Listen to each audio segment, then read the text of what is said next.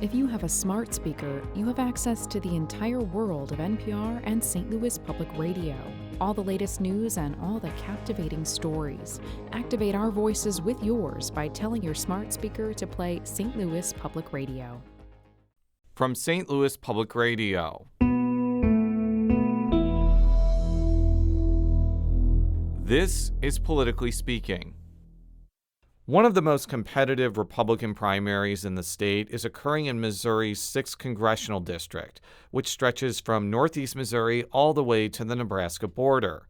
Republican Nathan Willett believes that he is the most qualified candidate to succeed Congressman Sam Graves, who is not seeking another term.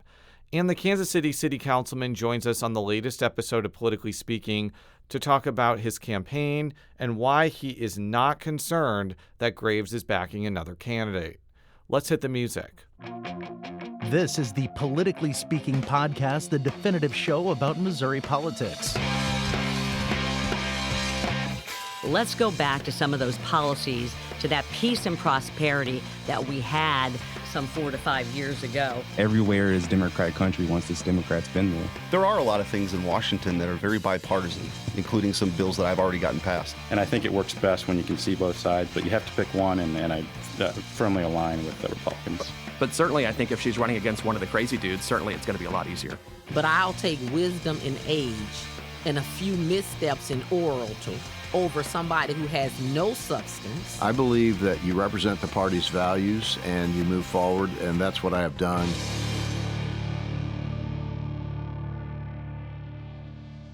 And welcome to Politically Speaking. I'm your host, St. Louis Public Radio political correspondent Jason Rosenbaum, joining us from the beautiful Northland of North Missouri.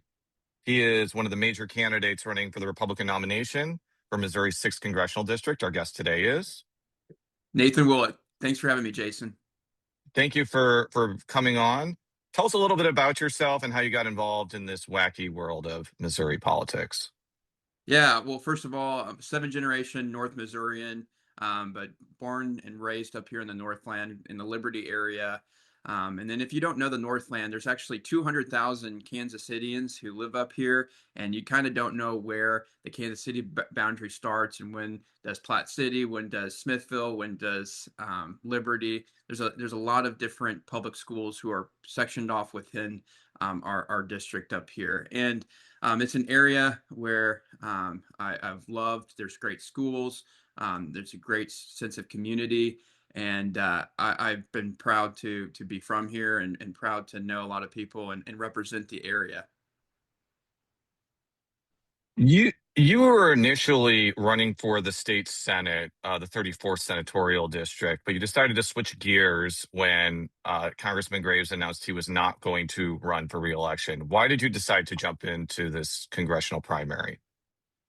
Yeah, well, I was running for state Senate at the time, as you may know, and pretty much cleared the field. We had a kickoff back in last summer, July 31st. We had over 500 people pack the Platte County Fairgrounds, major support and endorsements from our first responders to some ag leaders. And even my primary opponent in this race was there and supported me and endorsed me in it. And so that's what's crazy about politics is, you're friends one day and the next it could be going up against each other. But Congressman Graves stepped down at the last minute, and he did that intentionally to prevent competition in this race. There's a lot of great people across North Missouri who should have had the time to consider running this race. But as someone who is already running a competitive campaign, who've been working 2 major counties in the 6th Congressional District, Platte County and Buchanan County, built a lot of relationships, I stepped back and prayed about it with my family, friends, and other leaders across our state. And people want a proven conservative fighter representing North Missouri and someone who actually supported the president. I'm the only one in this race who caucused for President Trump back in 2024 and support him wholeheartedly, delivering Platte County 87% of the caucus to our president.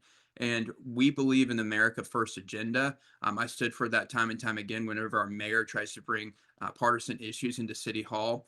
As you know, 99% of what local government does is not necessarily partisan, but Mayor Q has definitely brought in a lot of different issues. And every time I'm a good America First conservative vote on that.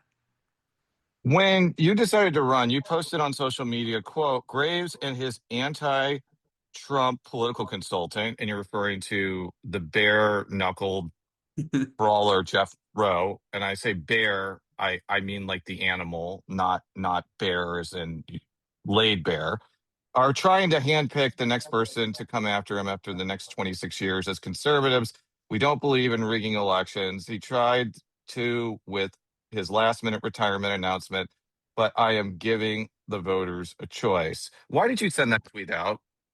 Yeah, well, Congressman Graves signed up to run knowing that he was not actually going to run.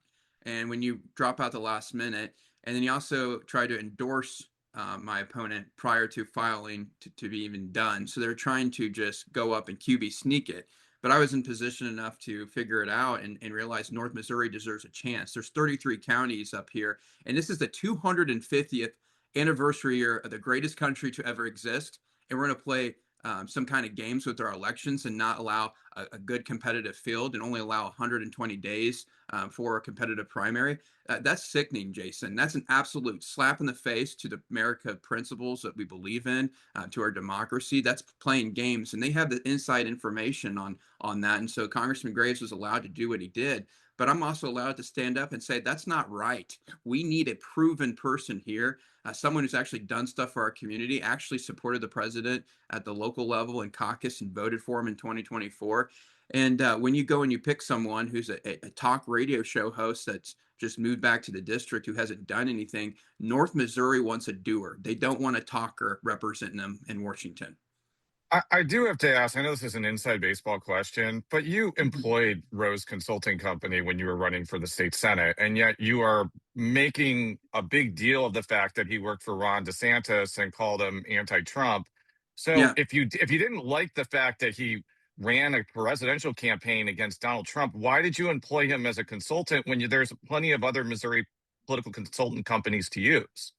Yeah, that's a great question. When I ran for city council, they told me I couldn't even win that race, and I did it myself. And I was doing a lot of this election myself as a candidate. That the people consultants don't actually it's a candidate that matters in the race. And I wasn't liking everything that they were doing in this. A lot of the so-called machine was not technically behind me. Even in my kickoff event last summer, there's a lot of people who were not who were part of that apparatus who weren't even backing me at that time.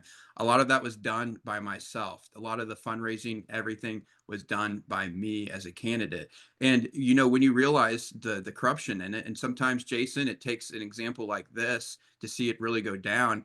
You should decide: are you going to stand with it, or are you going to step up against it? And I think it's absolutely wrong that they use inside information of when the congressman was going to step down to try to rig it and try to, like I said, QB sneak it through. And I'm not very happy with it. And it's also different in terms of local politics to national. And you hear a lot about what they have here in the state. But time and time again, it's up to the candidate. And they're trying to handpick it and not have another competitive candidate that would want to file. And I thought that was disgusting. And I think that it's anti-democratic, especially on our 250th year. And I was not working with. Yeah. We'll talk more about the race later in the show, but I want to get to issues because when I watched your campaign video, you said that you would, quote, fight for Missouri farmers, which is particularly important in the 6th district since it is primarily rural and agricultural. Mm-hmm. So would fighting for Missouri farmers include opposing Donald Trump's tariffs, which a lot of farmers say is the reason they're suffering right now? So first of all, Jason, I'm the only candidate in this race who actually mentioned agriculture in their launch video, and I assembled a great team of ag leaders with broad perspectives throughout North Missouri, throughout our 33 counties who are heavy hitters. And I do support the president's agenda, and I support him, holding other countries accountable on this.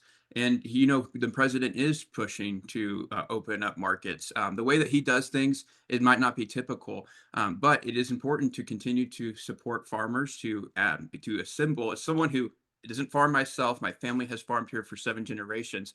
It's important to know that I'm not going to know every single answer in this, and I'm going to assemble a good quality team to present different perspectives on the issues. And that's what I've done. And I think that's a mature, responsible thing to do as a candidate. And I have backing of major people from Atchison County, Marion County, Platte County, and Harrison County, all people could be running for the seat themselves, and that's what separates me on this. Yeah, and one of those people who is on your advisory panel is Blake Hurst, who used to be the head of the Missouri Farm Bureau. And last year, I talked with him about the tariffs, and he's pulled no punches about how detrimental it could be to his greenhouse business because the pots he used for some of his plants are only made in China. They are not made in the United States. And there are so many other examples to where these tariffs that were applied to some of these things are hurting farmers. So if you say that you support the president's agenda, but you have farmers telling you anecdotes like this, how are you going to thread the needle of being supportive with the president, but also pushing back against things that are harmful to your constituents? Yeah, well, it's about thinking long term and putting our country in best position. And there are countries that absolutely rip us off, and it's important to push back against it. But obviously, you do see farmers across North Missouri needing, they want more markets opened. And obviously, I share that perspective. But it's also important to know that we cannot let certain countries continue to not even allow us to sell certain products. I think it was Congressman Smith who was talking about it at a rally here in or excuse me, Chairman Smith is talking about a rally here in Kansas City where the vice president came and is talking about certain European countries won't even allow us to sell some of our poultry, some of our meat in it, and that's what we're going to try to push back on, and that's where we're going to play those certain. They want to play those games. The president, I trust him. He comes out, he's a winner, but obviously there is a little bit of certain perspectives across these 33 counties, and different farmers have different perspectives, and it's important for me to listen to them. But Jason, at the end of the day, the president is a winner. The president's going to push back. The president is going to do things that are unconventional, and I support him. And I'm the only candidate in this race who has. Many farmers are also struggling with high fertilizer costs, which they Yeah. link specifically to President Trump's decision to invade Iran. I'll have an Iran question in a minute, but what would you do as a member of Congress to help farmers with fertilizer costs, given that it was a problem caused by the federal government, so it probably needs a federal solution? Yeah, I think when you look at any type of supply chain example like that, you could substitute anything else. Some of our medications that we need, or during COVID, you saw some of our reliance on certain metals that were from other countries needed for production. It's important that America has the ability to produce some of its own items, expanding fertilizer production, looking at that. That's something that we need to, and that's a long-term solution. But Jason, we cannot allow Iran to develop a nuclear weapon. Obviously, as a council member and as someone who is a math teacher at a public school, I don't get the briefings that certain members of Congress get in regards to the situation in Iran. You don't get briefings as a member of the Kansas City Council. I'm shocked to hear that, but continue. Yeah, so I don't know the full information there, but I can tell you I do not want Iran to ever become close to developing a nuclear weapon. And I think our president is bold in his actions. Doesn't mean it doesn't have short-term implications on the supply chain. And that's why we need to look at opening up and increasing production of certain things that might be affected through that. And that includes our own fertilizer protection and our production in our country. So that I take it from your answer there. If you had been in Congress, you would have voted no on the War Powers Resolution curtailing Donald Trump from attacking Iran. Is that fair to say? Like I said, I support the president making sure Iran does not develop a nuclear weapon. Several lawmakers, including Senator Josh Hawley, have suggested suspending the gas tax as a way to help people deal with high costs of fuel. But some critics of this approach contend it will mean less money for highways, and it may not actually help consumers that much if it goes down 20 cents one day and then gas prices go up 30 cents because of supply shortages. It's just not that helpful. Where do you kind of fall on that continuum? Because I've heard differing opinions even among Republicans. Yeah, well, obviously, certainty when you get prices up like they are. I think Senator Hawley is an innovative person who makes people think outside the box, and I would support eliminating the gas tax, especially during times like this. But we have seen gas already come down a substantial amount. We're already seeing it at three. I've seen, just drove down the road. You have it at 3.60, so it is coming down right now. I'm glad to see that. One of the biggest public policy issues right now is around artificial intelligence regulation. A number of lawmakers contend states shouldn't have any ability to regulate or curtail AI. I mentioned Josh Hawley. He is not one of those people. He thinks that states should have the ability to regulate AI. And he has made a speech pretty recently that the federal government should put guardrails around this technology. Again, this is an issue that divides both parties. There are people on the Democratic and Republican side that want no regulations on AI and think it's going to stifle innovation against China. But there are people on both sides who think this is a potentially dangerous technology that needs limits on it. Where do you fall on that continuum? With the with the kind of caveat that this technology is changing very rapidly and could be very different by the time you're in Congress. Yeah, well, you just talked about the innovation or that this is evolving. And so when you talk about regulations, I think that's very broad. But I'll tell you this, we do not want to get behind China or any of our adversaries in regards to AI. I do think that we need protections for people's data. You do see, I mean, I've seen it only in my own school district getting hacked, and that data can then be brought in and put into AI systems. So I think it's about protecting people's personal information. You do have, we've even seen it in the city of Kansas City, systems getting hacked. We got to put protections in there. But AI is something that we need to compete as a country. We need to be leading in it. Again, that is, like you said, it has evolved so much, and even by the time that this interview airs, there's going to be already some major developments within AI. But at the end of the day, we do have to put protections in. There could be certain state regulations that might make sense, but we do have to be competitive against China. I do recall asking somebody, because there was an amendment that was almost put on the big beautiful bill that would have basically said no state AI regulation. And I asked, would that affect data centers too? And this person who's an expert in AI said yes, it would have meant that states could not regulate data centers and it would have all been federal. And you've kind of seen on the other end of the spectrum some federal legislators calling for a moratorium on data centers, which I know is definitely appealing to both parties. But I also, I guess, to play devil's advocate with that point, that seems to be taking away the abilities of states to decide for themselves whether or not those are good. So with that rambling prologue out of the way, do you think that there should be a federal moratorium on data centers, or do you think that that is something that should be left to the states?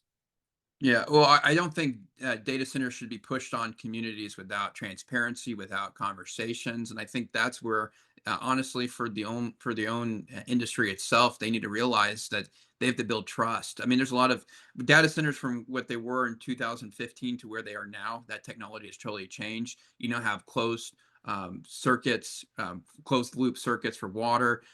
You do have better protections for ratepayers, but there's still data out there from 2015 that's being recycled and being used out there. But I don't believe that they should be forced on communities. And I'll tell you another thing, Jason. A lot of times these go into taxing jurisdictions like public schools or certain areas, and they say they're not adding any student population to school districts. So any money you're getting is going to be a good deal for that community.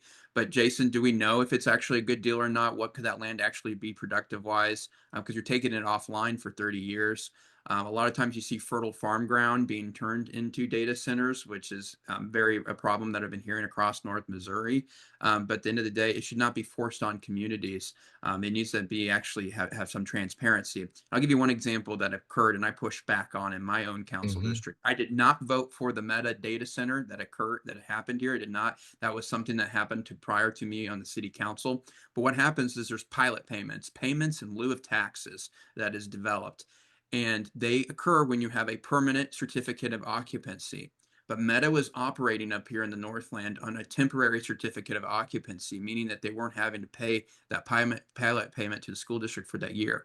And when I found that out, I immediately pushed for a permanent certificate of occupancy, because that's what it said in the legal contract, to make sure that those pilot payments come online, because those school districts are counting on it for teacher salary increases. They're counting on it also for their long-term facility plans. And see, that also hurts trust, right? when you have relationships. And when that happens, it's hard for then another company to come in here and then negotiate with school districts because they feel like they weren't actually their needs and what the agreement wasn't met on the other end. And so very broad. You could honestly spend 10 hours talking about this one topic. Absolutely, but I don't have 10 hours, so I'm going to move on to immigration. So there's been a lot of focus on detaining people without legal status.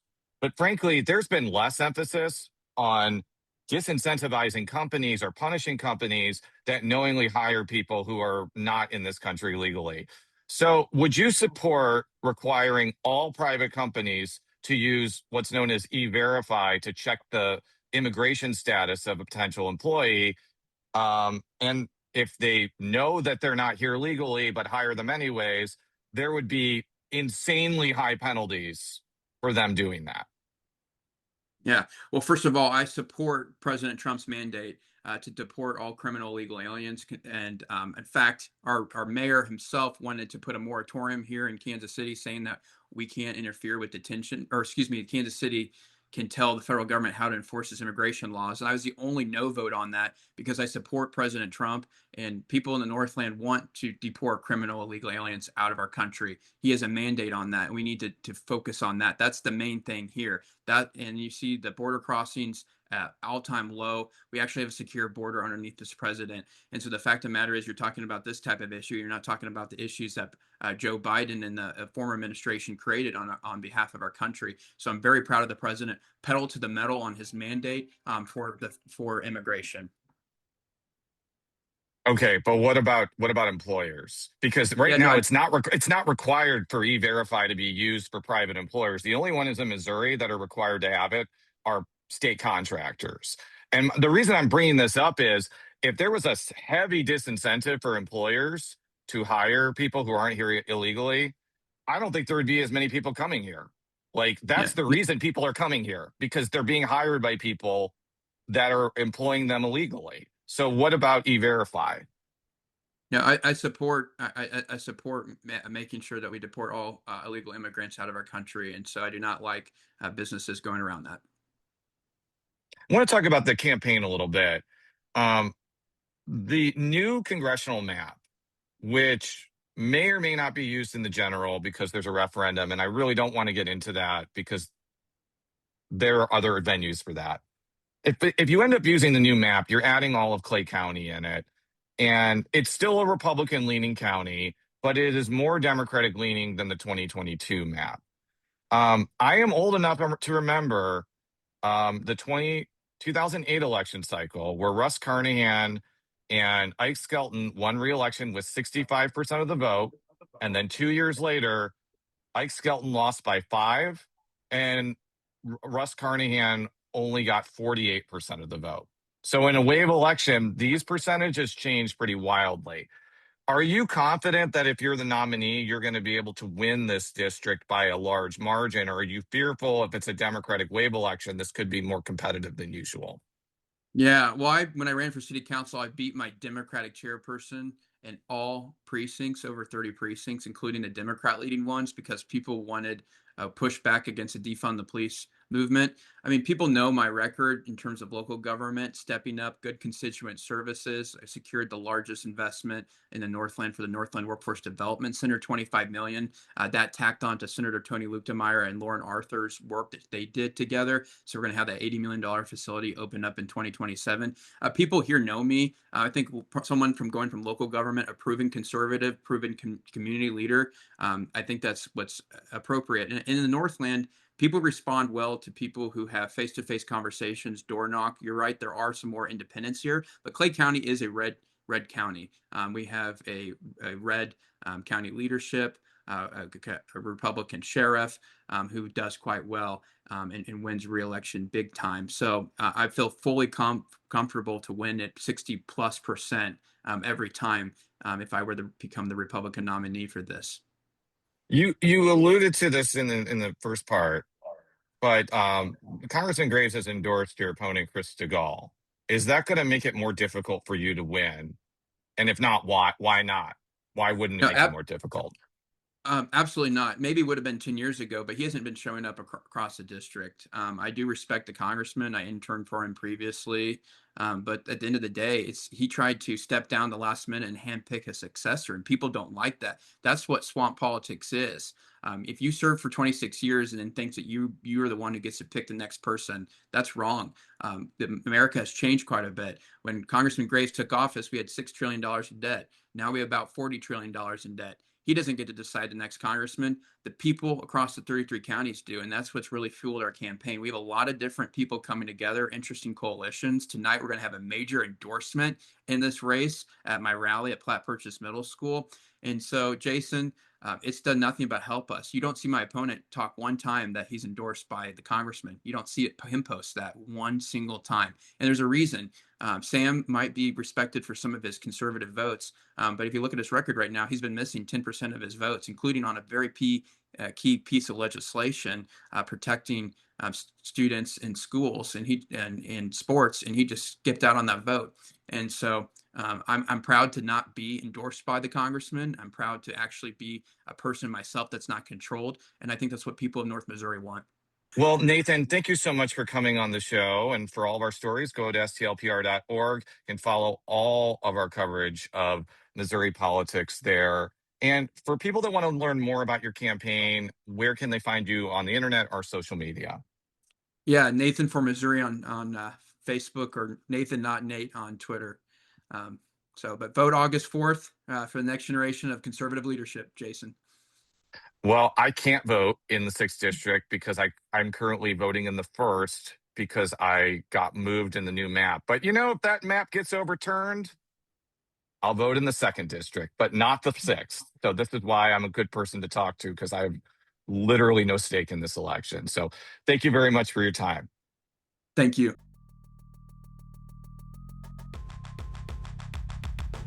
Politically Speaking is produced by Sarah Kellogg, Rachel Lippman, and me, Jason Rosenbaum. The show is edited by Fred Ehrlich. Read all of our coverage at stlpr.org. And if you haven't already, make sure to subscribe to Politically Speaking by searching the term Politically Speaking on Apple Podcasts. From St. Louis Public Radio. This is Politically Speaking. If you have a smart speaker, you have access to the entire world of NPR and St. Louis Public Radio.